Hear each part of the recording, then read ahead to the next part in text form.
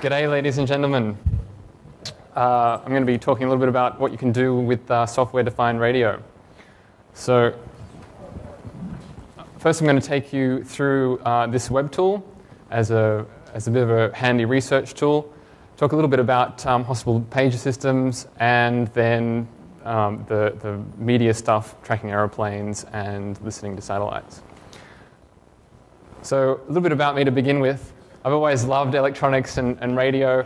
When I was little, obviously, I just imagined it, but now that I've learned a couple of skills, that I try and actually build it. This is an amateur radio antenna set up to receive the spy number station out of Guam, run by British intelligence, called Cherry Ripe. Unfortunately, when we set it up, it was no longer operational, but we didn't know that at the time. Another thing that's good to know about my work is this is my manifesto. This was supposed to be a prime number counter, and I naturally didn't bother planning out on paper to come up with the optimal solution. I just started plugging chips and wires in, so I like to make things complicated just because I can. So firstly, RF map.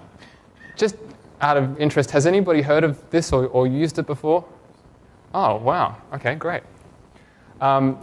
A bit of background, this all started when I was looking at the field test mode with the Nokia 3310. This is a bit of hardware that lets you hook it up to a computer via a serial port and then get information about your local cell neighborhood.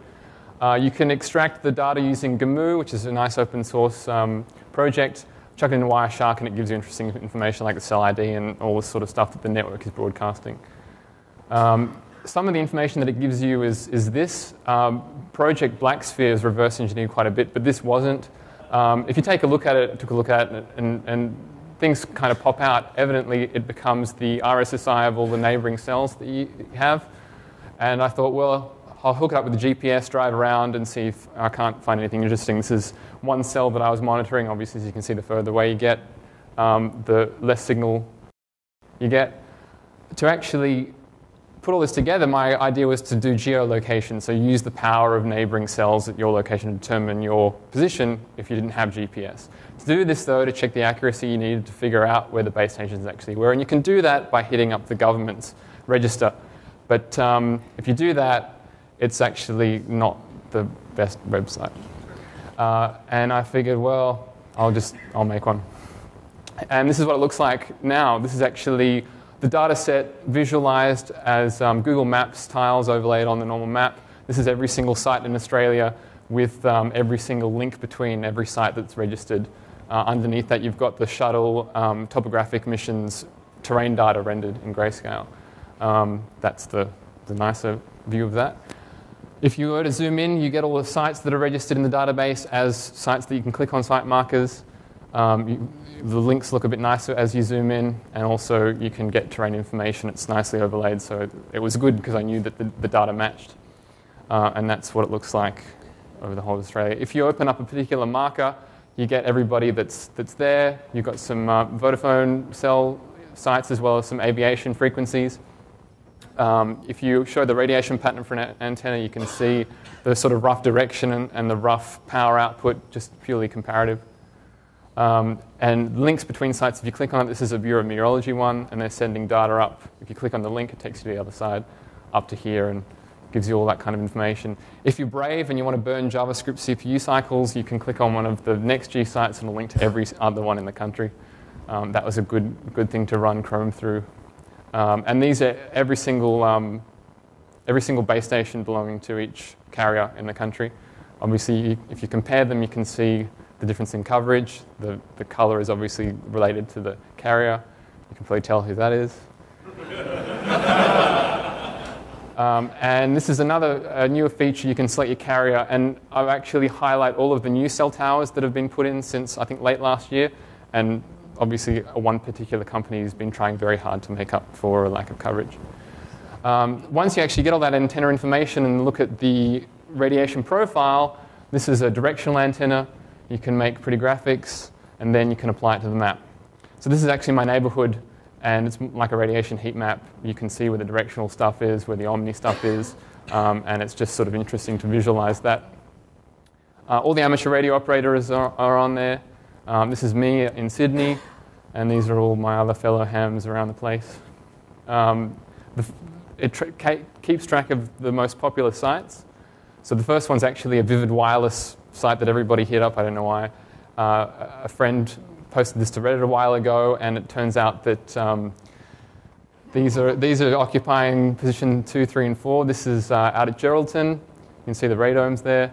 If you actually click on the markers, you don't obviously get anything particularly helpful. This is Pine Gap. There's only one there, and it's one HF link, not particularly helpful. And the one up at Exmouth. I don't know who follows aviation incidents, but there are a couple of Qantas flights that experienced major upsets. If you remember, there was that one that was going through, pitched up, and then suddenly pitched down, and everybody got injured. This is probably not what happened, but purely speculative. Maybe some moisture got caught in the radiators of this massive antenna and transmitted some harmonic and upset the air data inertial reference unit, causing it to go a bit haywire. Who knows? Bit of a side note, the first day I launched this, the US Department of Justice, Parliament House, and the New South Wales Attorney General's Department all visited the site, probably just to make sure that I hadn't broken the law. I don't know how. Also, Bolivian hackers tried to get in, and consequently the entire country has been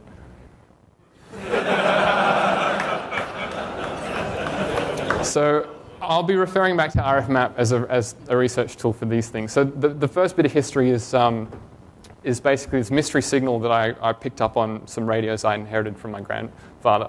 And it sounded...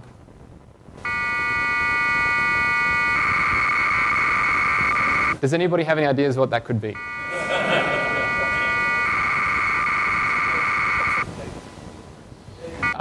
So, you know, this was quite a while ago, and I didn't sort of have the knowledge that I've got now. But what was interesting initially was that the rate of the messages was changing throughout the day. So clearly it's linked to some sort of human activity. And this was the sort of setup I had at the time. It was connected to the very first machine I had, 286, and it allowed me to stream the audio across the network as well as control the radios remotely. And I put a web interface on that. But that would go through into, you know, my other computer, and I began to analyze the signal. So that was an FM signal. Basically, if you get a normal FM radio and look at the audio output, it'll look something like this. I'm sure you all know what a sine wave is. And if you look at it, you can kind of see sine waves of two different frequencies here. If you visualize that, that's the time domain signal. If you look at it in frequency domain, you can see that there are kind of two levels here. And if you recall the sound, it sounds like there are two levels, two different frequencies. So this bit's repeating, and this bit is sort of a nice sample of one continuous wave. And then you've got a mixture over here. As you can see, it looks like there's some different stuff going on here. And so that's known as the preamble. That's the payload. Preamble's very important in radio frequency because it means that the receiver has time to train itself to lock onto the signal, and then you get the stuff. So this is the decoder I wrote. It locks onto the two frequencies that it can hear, and then you get a little running graph. This is when it was training, and this is the payload and the data that follows that. So this sort of modulation is known as frequency shift keying. You have a baud rate, which it dictates how quickly you're sending the data, and then you can take out zeros and ones depending on which frequency it is. And this is a visualization of part of the stream I recorded. I didn't actually know what it was at the time. I just had ones and zeros. So I thought, well, you know, let's try all these different sort of encodings, try each one, see if any intelligent information actually comes out. And I had it by chance in this particular mode. And this actually took 5 years to get to this point because I sort of worked on it a bit, left it, came back to it. And I happened to be reading an article on Wikipedia about POXAG pages, and it mentioned these magic hex values here. And I thought, hang on a minute, I've seen those before. And as it turned out, I stumbled upon POXAG, the pager protocol. And what was interesting is I tried the standard pager decoding software, and it didn't work. As it turns out, they're using a slightly modified version of the spec. The frequencies are different, so normal stuff doesn't pick it up. So the key was recognizing those code words. Some notes on hospital pager systems. They use pagers because the penetration is a lot better than mobile phones. Each person carries an ID that's mapped to a radio identity code, and mostly you get telephone extensions that are sent, so you have to call the person back. sent by software in the hospital, and it's not guaranteed delivery, so if you can't hear it, you won't get it. This is your standard pager frequency that's sort of universal and shared. Amateur radio people hate it because it interferes with their signals. And this was this mystery signal that I was picking up. And this is some standard decoding software. It's important to note that whenever you talk about data in the public domain, you should always only show data that's been agreed to be released by all parties. So that's obviously something that we all knew about. And RF map. Let's have a look. Turns out that it's RPA in Sydney, Royal Prince Alfred Hospital. And the standard frequency is listed there, and the ones that I picked up are listed there. So you can find that kind of information out. What's really interesting is if you click on the links, it actually links to all the other hospitals in the Sydney West Area Health Service. So that's a good way of figuring out exactly what's going on. If you look a bit closer, you eventually discover that the numbers on the end, although they might seem weird, they actually relate to the hospital that the message is being sent to or from. So, you know, mostly it's stuff like that, that, and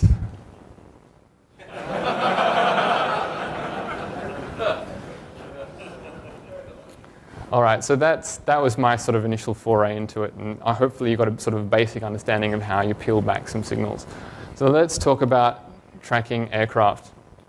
I have to attribute this image to a friend of mine. I thought it was really cool, and luckily he let me use it. I came down to Melbourne a while ago, and I thought, well, I'm going to blue tack a GPS unit to the window. The steward or stewardess was asking me during takeoff, is that off? And I said, yeah. Naturally, I'd blank the screen. And you know, this is 10,000 feet in the air, traveling quite quickly.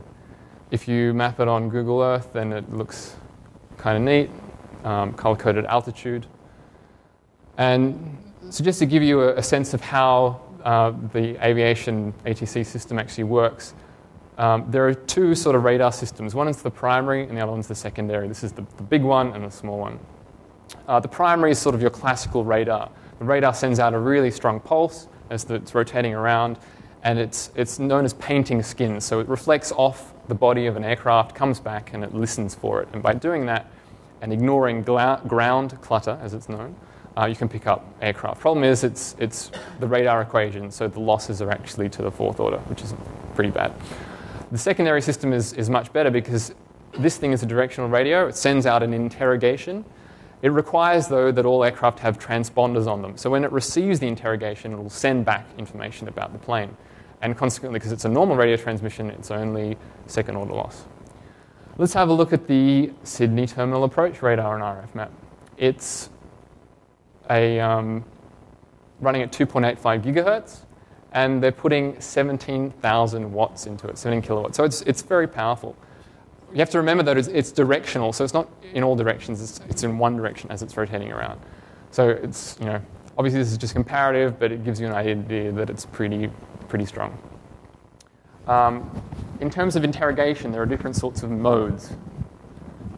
A replies with a code, a 4-digit code that's assigned by air traffic control. It just basically identifies these markers that would otherwise be anonymous on a radar scope. C gives you altitude, and S is the cool one because it enables these things called ADS-B and ACAS and TCAS. You've probably heard of TCAS. It's the traffic collision avoidance system, so planes don't crash into one another. So that's part of the secondary surveillance system. Modez is technically not part of the main beacon system, but they thought, well, we've got this new technology. We're not going to spend all this money on a new rollout. We're going to use the same hardware and the same frequency, so it all operates on the same frequency. ADS-B. If you've got a plane, it's going to send out a whole bunch of stuff like that. When your plane is communicating with ATC, vice versa, this is cool because you don't have to have that antenna on the rotating dish. You can put them all around the place because they're just radio transmissions, and then that can be linked on a backhaul back to the airport. But ATC might ask for an altitude request from the ground, and the plane will send it back. If you've got two planes coming kind of close to one another, then it's a really neat system because they do air-to-air interrogations. And if they think they're getting too close, you may have seen in videos or flight sims or whatever. You'll have that little automated voice come on the cockpit saying, traffic. And if you get really close, then it'll say, pull up. And if you disobey the TCAS command, then you're going to be in serious doo-doo because basically it always gets it right. I don't know whether any of you might recall that terrible incident in Germany where there was a plane carrying all these children and another plane, and they were on a collision course, and the pilot ignored TCAS and listened to ATC controller, and the controller got it wrong, everybody died, and then the father of one of the children went and knifed the ATC controller. But moving on from that positive note, always listen to the technology, because this stuff is locked down. So let's take a look at the Modez sites on RFmap. If you put in the relevant frequencies, I think you might be able to see it out there, but it's been cut off here. It's those. You can search by frequency, and these are all of the sites that transmit and receive Modez around the Sydney area for aeroplanes coming in and out. We won't go into this too much, but basically this is what a Modez packet looks like. This is time. And it's basically just made up of pulses. You can see microseconds here, so this actually takes place a very, very short period of time. And this is known as ppm. You have to sample the signal at a minimum of 2 megahertz, so it's actually quite fast. If you think about audio cards on a computer, they're a lot slower. You need high bandwidth hardware and quite a bit of processing power. So this is where you get to software-defined radio. The whole point of a software-defined radio is that it will digitize a raw signal, and then you do with it whatever you like in software later on. So you're moving from the hardware domain into the software domain. And the neat thing is that if you need to increase your bandwidth or do more complex signal processing, you just need more CPU samples and CPU cycles, and they're pretty cheap these days. This is everybody's favorite software-defined radio. This is actually it here in a nice case. I didn't get mine in the case. But if we have a look, it's neat because you just hook it up to your computer via USB. The newer ones, you can hook up via Ethernet. It has a very wide range of sampling at up to 16 megahertz. And if you get a particular daughter board, then you can transmit and receive anywhere between 50 and 2.2, 50 meg and 2.2 gig. And this is neat because you can think of it basically anything and it'll lie in this range. Cell phones, obviously all this aviation stuff, and everything. It's the most crowded portion of the spectrum. This is another nice little thing, FUNcube Dongle. This is the size, no external power. You just plug it in a USB port. It's much narrower, but it's incredibly handy if you want to go out into the field. Once you get the samples into the computer, you need to run some software. This is an open source framework. It's incredibly cool. Lots of people working on it. It uses the data flow paradigm, so you just stream the data through blocks. You can visualize, you can do signal processing, filtering, everything. What's really cool, though, you can do whatever you want with it. It uses Python, C++. You can build your own blocks. You can build your own programs. It's brilliant. This is an example, in fact, of your standard AM radio. Instead of just having the one you can listen to in your hand, the USRP connects here, outputs your information. You visualize it by throwing one of these in, and you can send it out your computer speaker by putting one of these in, and that's it. You can make an FM radio receiver, you can make a digital TV receiver. This is actually part of the GSM spectrum, 8 megahertz wide sampling. You can see clearly the broadcast channel there, and a traffic channel on the downlink. Obviously someone's talking, or GPRS or whatever, and then naturally because it's TDMA, it's quite bursty. But they're the 200 kilohertz channels. If you wanted to look at CDMA, say 3G, then you could set up a USRP and tune it to that. You could look at the NextG network. You could look at the GPS constellation and chuck it into this neat block called a fast autocorrelation sync. And what that does is it looks at the signal and tries to find repetitions in it. For those of you that are familiar with CDMA, you'll know that when you look at the signal, it's spread out. So usually you can see some sort of a peak when there is a signal in the spectrum. But these are so spread out that it's very difficult sometimes to tell that there is something there, especially with GPS because it's coming out from satellites that are so high up in the sky. The signal's very, very weak. But with this thing, you can actually peel back the layers and find evidence of something. And here's an example. If you look at the spec for UMTS, You know that there's a common pilot channel that sends information out about the network at 10 millisecond intervals. And if you look carefully here, you can see those green peaks on the 10, 20, 30, etc. millisecond line. So that's clear evidence of a CDMA 3G signal. Tetra is another standard for digital audio, and it's just another example that has a 14 point whatever millisecond repetition rate. You can take the USRP out and about. You can set up a long wire antenna if you want to receive amateur radio transmissions from the other side of the world. And this is a whole bunch of people here talking, in all these different countries. You just click on it and you can listen to it. You don't have to turn any dials. And that then can pipe through to software and it'll decode Morse code. These are people sending Morse code from everywhere. So back to aviation now. This is actually the channel on which the secondaries, on the Modez stuff all operates. And you can see this time going up here. And they're constantly sending out all these pulses all the time. They're very wide and they're quite powerful too. Let's take a look at a Modez signal itself in the time domain. You'll recall that they're all pulses. And you've got your preamble there, you've got your payload there, and this is sort of a visualization of what a decoder might be marking. So it's marking the beginning, the preamble, beginning of the payload, and then the end of the whole message. It also gets the reference level, the pulses, and so forth. So to actually get the information out of this bunch of ones and zeros, you've got to do all this stuff, look at the pulses, look at the preamble, detect how long the frame is, convert the pulses to ones and zeros, parse it, error correct it, and do sanity checks. Good fun. Lots of different ADS-B packet types. They're called extended Squitter. You've got the standard stuff that I mentioned before.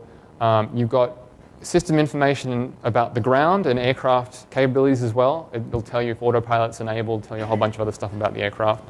There's a new one that's not really implemented that tells you where the aircraft is planning on going. Traffic information, that's not really that popular yet in Australia, and TCAS. Any of you recognize this film? Sneakers. Carl, get the diagnostics. This is when they're dialing the secret encrypted systems at the beginning of the film once they got the Gunther's magic black box. And that's when they dial air traffic control.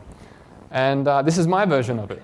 So these are all the planes in Sydney airspace that I can pick up with the system. This is the new version with the trails. The trails color code the altitude. So as they come in, obviously they're all descending into the airport here and taking off again.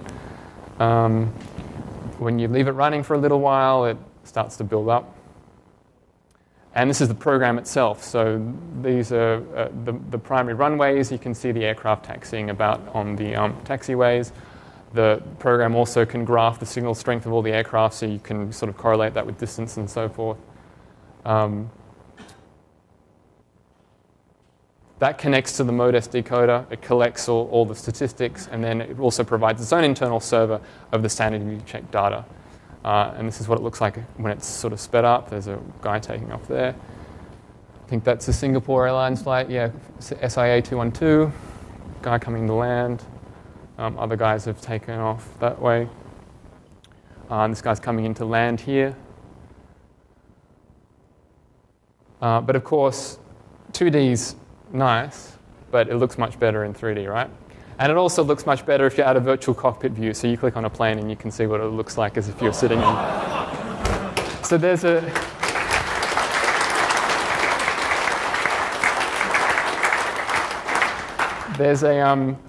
these various flights. There was just one that went off to the right. You'll see a Tiger Airways guy just taking off there on the other runway. These balloon pop-ups that are popping up, I'll talk about a bit later on, but they're messages that are being sent on a different system to and from the aircraft. So only thing with the simulations landing are pretty hard. So these are trails of previous, and the radio is so sensitive that it'll actually pick it up as it's taxiing. I watched this guy taxi all the way back to the terminal. And the funny thing is that obviously when you're sitting on a plane, it's like the most mundane part of the flight. You're just waiting to get to the gate and get off the bloody plane. But if you're viewing it reconstructed in 3D, it's so much more exciting. So this is another example of a land Chile flight taking off. I'll speed this up a bit. So it's kind of hacked together very early days. It would be nice to get the tilt and all that kind of stuff happening, but I'm just happy it works most of the time. So this is all hooked up, and that wasn't actually Google Earth, the app. That was the web plugin, and it's all streamed via JavaScript, none of that KML crap.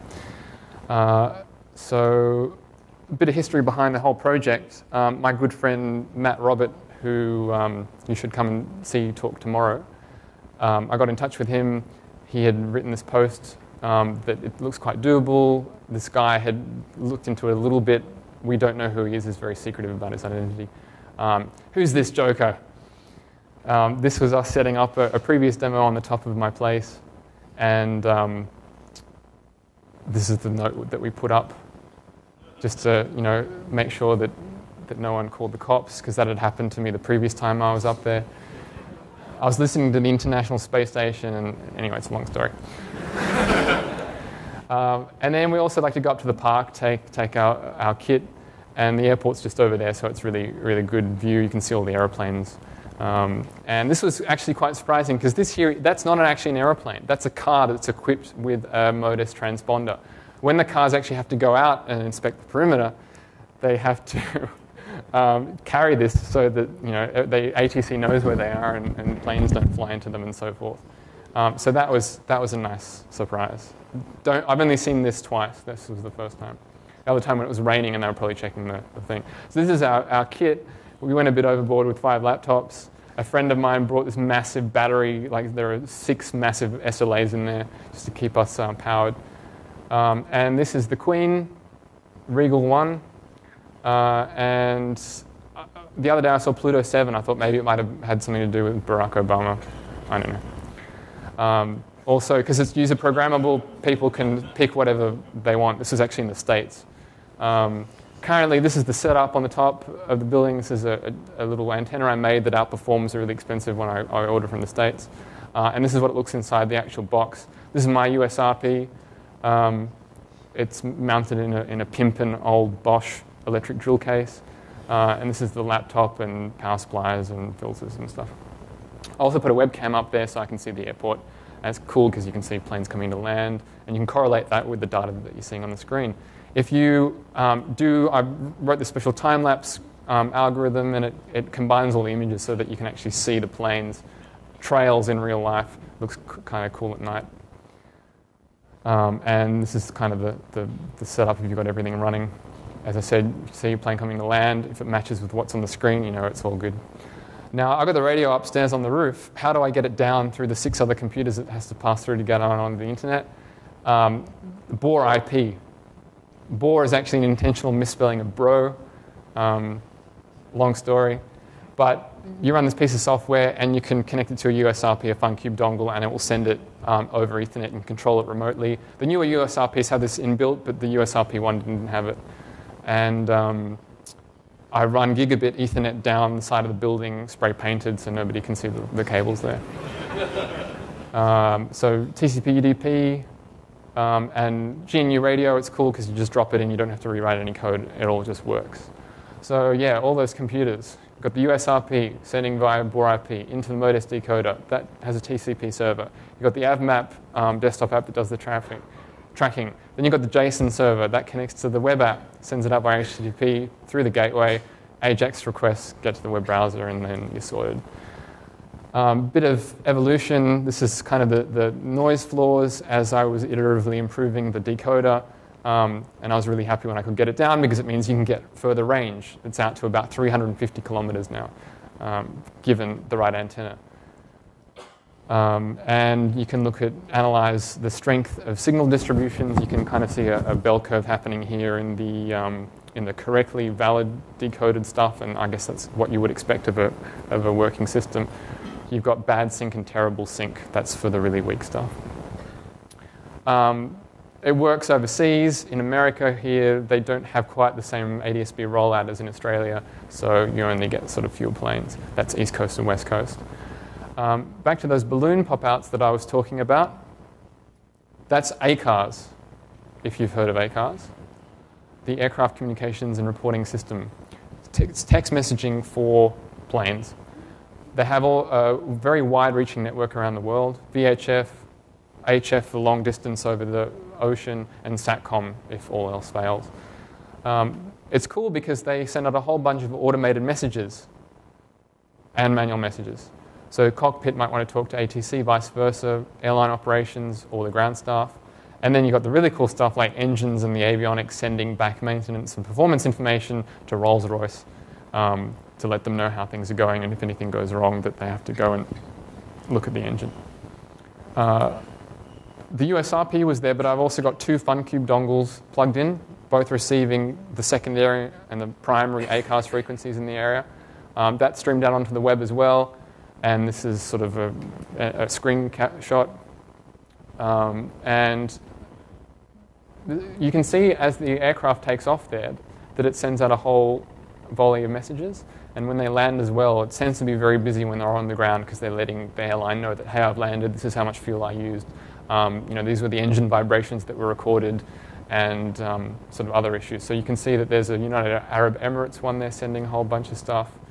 And whenever they send something, they leave a dot, and the code is actually the code of the message. There's another one, so that's a Jetstar plane. So some examples. I'm going to show a bit of a bias here, so I don't think this is representative of all ACARS messages, but over time, I've kind of got the impression that it's exclusively used for reporting on the conditions of toilets on aircraft. So you can see that you've got a message there, this toilet's inoperative, and the galley floor is it the galley? Is this one the galley? Yeah, it's flooded. You got another one. So I'm imagining that lab means lavatory. Maybe it means something else. Lots of TLAs in these. And it also gives the kind of, what's the word? You can have intermittent errors, and then you can have soft failures, and the labs are always hard, basically. So we kind of joke, oh, another lab hard, and then another lab hard. And you can imagine how many ACARS messages would have been sent when the Qantas A380 heading home had the intermediary pressure turbine blow up. That was, I don't know if you saw these pictures, but that was a hole that was punctured through the wing when part of the engine exploded. So that's aviation. Let's look at satellites now. Obviously, these are all terrestrial signals. So if you're receiving things from the ground, there's lots of stuff, but you can also point your antenna or your satellite dish up into the sky. Bit of a recap, lots of different types of satellites, lots of different sorts of payloads they can carry, cameras for weather, for example. They can be moving, in which case you need to track them, or they can always be in the same spot in the sky, which makes it very easy to receive. And you also should kind of do a bit of research to figure out the frequencies that it uses.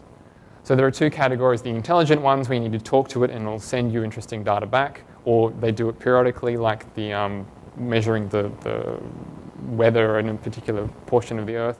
And there are the dumb ones. And the dumb ones are basically RF megaphones, quite commonly used for satellite television. You've got a big dish that sends up your satellite TV, sends it back on a spot beam to cover a very broad area, which means you can chuck a dish on the side of your house and you've got satellite TV. The point is they're dumb, so anything that's sent up is reflected back down. Another thing to look at is the tracking, telemetry and control, and the uplink power control. So that's interesting because often you need to send commands to a satellite. You might want to change the configuration, turn on a redundant system, change the orbit, check on the health of the satellite. That's transmitted down using the telemetry. And also, obviously, the weather changes. And if it's really cloudy and the clouds are laden with a lot of moisture, then you need to turn up your transmit power on the ground. Otherwise, it's not going to get through to the satellite, and everybody's going to lose their favorite episode of whatever silly sitcom they're watching. So what's interesting to note here, though, is that they usually keep the transmitter power at a minimum to save money, because we're talking about a lot of power on the ground to run the amplifiers to send the signal up. Let's look at an example. This is our friendly Optus D1 satellite in the sky. It's got 24 transponders on there. It services Australia and New Zealand. It's got these frequencies on the uplink and downlink. Each transponder is 54 megahertz wide. It's mainly used for TV. And there are some other interesting things up there too. If you download the spec from Optus, it gives you all the handy information. That there's the uplink control stuff. What's that one? That's the telemetry downlink, and that's the uplink power control beacon. You've got the frequencies all there. So how do they do it? Well, all these images are courtesy of CNET, publicly available on the internet. This is their Earth station out at Belrose. It's where they send up their signal and test that the satellite's working. On our RF map, if you have a look at the assignments there are a hell of a lot of them, but you've got all the usual suspects. So if you can't read that, it's Foxtel and Digital Distribution Australia. So let's play a game. Spot the satellite modem. This is quite a common satellite modem. It's the DMD15. They've got quite a few of them. Another picture, if you do a bit of poking around on Google, you can see clearly what kind of equipment they've got. This is tracking the satellite. If you look there, it actually is looking at the C1 satellite that controls the dish to make sure it's properly aligned. What do you need to receive these signals? You need a dish. You need a low noise block down converter. So those frequencies that I had before, 12 gig, it's very high. Not suitable for our friendly USRP that works between 50 and 2.2. So the LNB will take it down to something that's suitable for this. And you need GNU Radio. This is an LNB. This is actually a really good one. Whatever frequency you have, you subtract 11.3. And the point is it's really high stability. The cheap ones you get on the roof, they're not that stable. But that's okay because TV is very wide signal. If you're looking at narrow stuff, you need high stability. Doing a bit more poking around, this is actually a piece of equipment that's on the bird by evidence that they actually listed it there. And this is their telemetry downlink, power amplifier chain, telemetry signals go in there, come down to the Earth. And if you look a bit closer, they're using phase modulation. So that's a clue as to what kind of signal to expect. This is actually the telemetry and the beacon signal coming down from the D1 satellite going through the USRP. This is the frequency plot. And we know that's phase modulation. Here you've got telemetry sidebands that contain health information about the satellite. You've got 1 pulse per second tones. If you were to listen to it, you go beep, beep, beep, so that you know it's alive. And then you've just got this constant subcarrier there. Because it's phase modulation, it's actually a mirror of each side. And what's cool about phase modulation is the carrier is always constant, so you can get some idea of the signal strength coming down. This is actually a visualization of the telemetry data. I've cut it into 3, but this is actually one long sequence. And if you do a bit of poking around, you can figure out the speed at which they're sending the data. And I've aligned it to lengths of each frame. So, this is just each scan line is a repetition of the previous one. You can see where data remains the same and data changes. These little dots here are just noise that have crept in. One interesting thing to note, it kind of dawned on me as I was looking at it is, well, what can you gather from this? Not a hell of a lot, but if you're trying to reverse engineer it, then one place you could start is by looking at these curious little things that I'm flashing here. Does anybody have any idea what these kind of rotated pyramid-style things could be? Remember, these are individual bits. And exactly, they're counters. So that's actually just a binary number over some series of bits, and it's counting up by 1. And if you think about how base 2 works, that's the kind of pattern you would expect. So, it doesn't take that much, but it's something you can extract. So if we look at some other things to actually get some intelligent information out, you've got a whole bunch of things. This is at a different frequency. You can see lots of narrow streams here. And sending stuff up, well, that's straightforward. That goes through a lot of different processes to become suitable for transmission over a satellite. But lots of different parameters that control the forward error correction, scrambling, and so forth. If you're trying to do this blind, right, if you don't have any information about what they're sending down and any of the parameters, then it's tough. But that's what we like to do. So you ask yourself all these questions, and you try and figure out a nice way of doing it so that your head doesn't explode, for those of you that are familiar with strong bad. So first thing to do is you read the modem manual. And if you do that, you learn that there are common types of modulation, common convolutional codes used, common scramblers. Just code them up and try them out. Ideally, you do it automatically. And the cool thing is that with the forward error correction, it doesn't matter if you don't know anything about the data after that. You can figure out that you've got the right parameters when your bit error rate is very, very small. Just an aside, phase shift keying is commonly used over satellite links. And I won't go into complex numbers and that sort of stuff, but phase shift keying means that when you change the phase of a signal, that means if it's a 1 or a 0. And it's not as simple as taking 1s and 0s out. They're the bits, but in this sense, you deal with symbols. And the order of PSK determines the number of bits in one symbol. So usually, when you have something like binary, then it's just 1 bit per symbol. That's easy. You can have this QPSK, which means that you have 2 bits per symbol. And you can go 8 and it goes up. But the idea is that you can have symbols that roll out into a number of bits. So when you've got PSK, you need to figure out the modulation order, because remember, we're doing this blind, and you need to figure out how quickly they're sending those symbols down. You can do this quite easily in GNU Radio. Let's try one. This is something I've been looking at. You feed the entire recording into GNU Radio. You use this filter to pick a particular stream out. And what you do here is that you multiply the signal by itself. Sounds pretty easy. When you get the right exponent, this is squared, this is to the power of 4, you get these peaks popping out, and that means that you've picked the right order. So this is actually a QPSK signal that was in that previous diagram. And that's all you need to do. It's this little power block. If you want to figure out how quickly they're sending the data, then you do this thing called cyclostationary analysis. And I'll show you the blocks, but basically you get the first peak, and that's your good old standard serial baud rate of 9600. Here, what you're doing is you're multiplying the signal by a delayed version of itself. And then you're doing the fast Fourier transform on that. And that has the magic property that you find the periodicity inside the signal. Forward error correction, well, you pick all your different rates and your matrices and your puncturing codes and all that kind of stuff. And then when you get 0, you know you've hit the right stuff. This dog's breakfast of a program is actually what I was just showing you there. I've since compressed this portion of it down into one block. But it looks like that. So it's much nicer. And this is cool because it actually will automatically go through every combination of parameters to find the right one until it gets the lock. So that one's QPSK, which means 2 bits per symbol. So you double the rate. The forward error correcting rate is half rate, so you get 9600 bits back out again. And then you visualize the data to look for additional clues. So that's what you get out.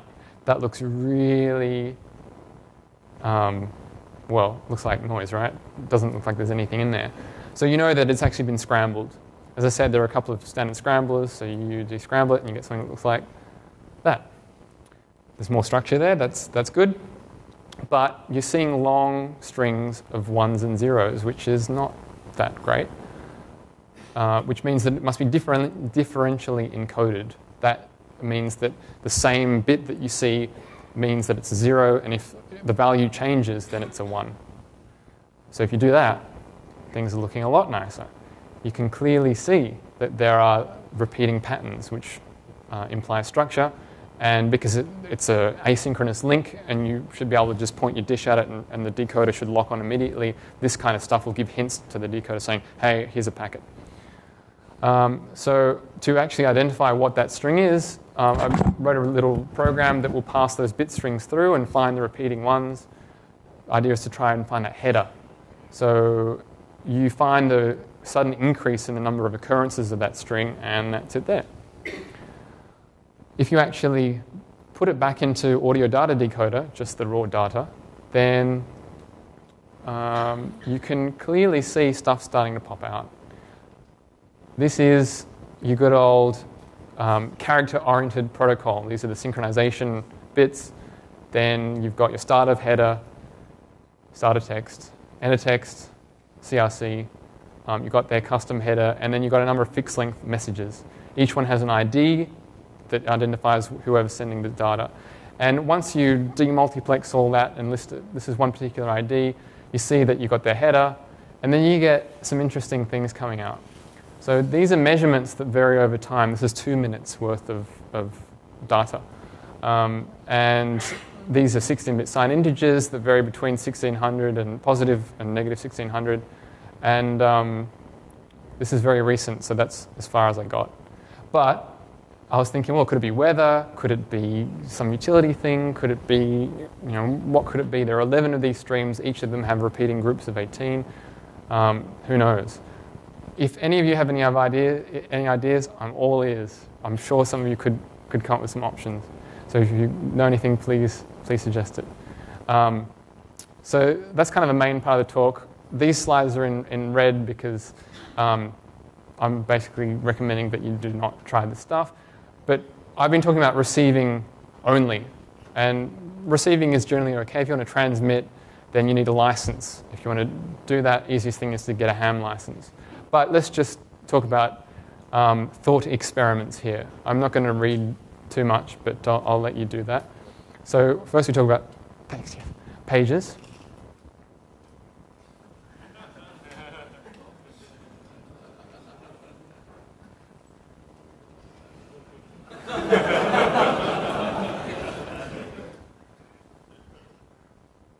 This stuff actually happens, so you could. And this is Mode S now, so this is the aviation system. So that would be an instance of pull up.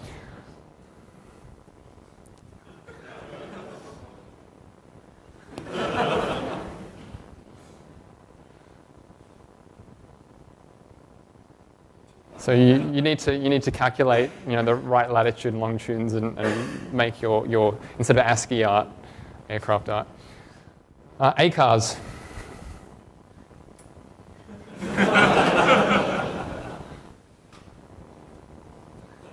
RR being Rolls-Royce. This has actually got a specific label that you can address. There are 4 different printers as well. And so this is the satellite stuff. As I was saying, they keep it at a minimum power level. Depends on the weather. With a clear sky, it's only a few watts. With heavy rain, they crank it up significantly. But you could just, if it's a clear sky, you could just do that. And, at this level, if you actually look at the Optus documentation, this is interesting too. They say that a malfunctioning uplink power control system on the ground can interfere with other services and even damage a satellite traveling wave tube amplifier. Obviously, if you damage it, then it's going to be pretty hard to fix. And you've basically taken out the entire transponder for that range. So, yeah. So again, make sure that you are licensed to transmit within the range that you want to transmit in. So thanks.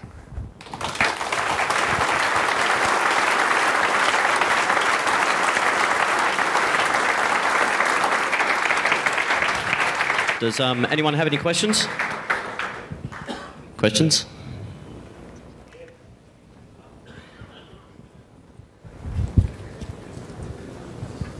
How much does it cost to purchase that hardware at the moment?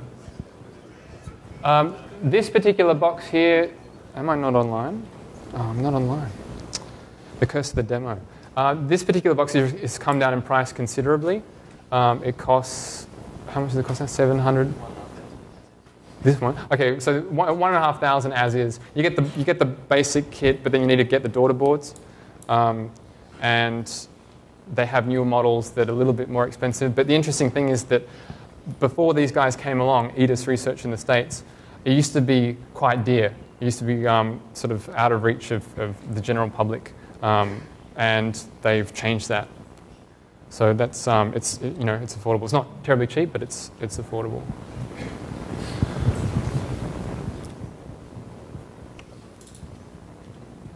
Does the staff network not work in here? It should be. I just got a quick question regarding legal issues. If we try to play this or buy that gadget at home and listen in onto the air traffic control frequency, yep. Are we breaching any laws or get ourselves into jail? Or people listen to air traffic control and do that kind of stuff. There's no particularly sensitive information. The whole point of these communications are safety. I mean, they're ensuring your safety when you go to the airport and get on a plane. That's the primary purpose of it. If you were to transmit, that's a really, really bad idea because it's all about safety. If you're going to upset that system at all, then that's really no good. But generally, I won't give you any legal advice, but I would advise you go and read the Radio Telecommunications Act and the lawful interception. Oh, that's the states. There are a couple of radio acts out there that you should be familiar with if you really want to know the right answers. Yeah. Yeah, that's true. liveatc.net or .com, you can listen to air traffic control from all around the world streamed to you via streaming audio. Just a clarification for the guy just asked. Provided you're not listening to telecommunications, it is technically legal to listen to any radio frequency in Australia. Okay, that's true. I didn't want to go into it too much. You can listen to anything you like, but the proviso is that with most stuff, you can only disseminate the information if all parties that were engaging in that communications consent to it being released. Anyone else? Don't take my words as legal advice. What was the functional difference between the little dongle and the? I mean, there's probably a huge functional difference. This has far more grunt. It can receive a much wider bandwidth. This is, as I said, 16 megahertz. The other one is 96 kilohertz, so it's much narrower. The range is comparable, and the other one has some issues. You have to put a filter on the front end, otherwise it gets blown out because powerful signals will easily interrupt it. But it's great because it doesn't require external power. You can just plug it in. I'm really sorry. I was really hoping to show you a live version of AvMap because it's actually running right now. I'll just try and connect again. Does anyone else have a question in the meantime? No, it was working perfectly before.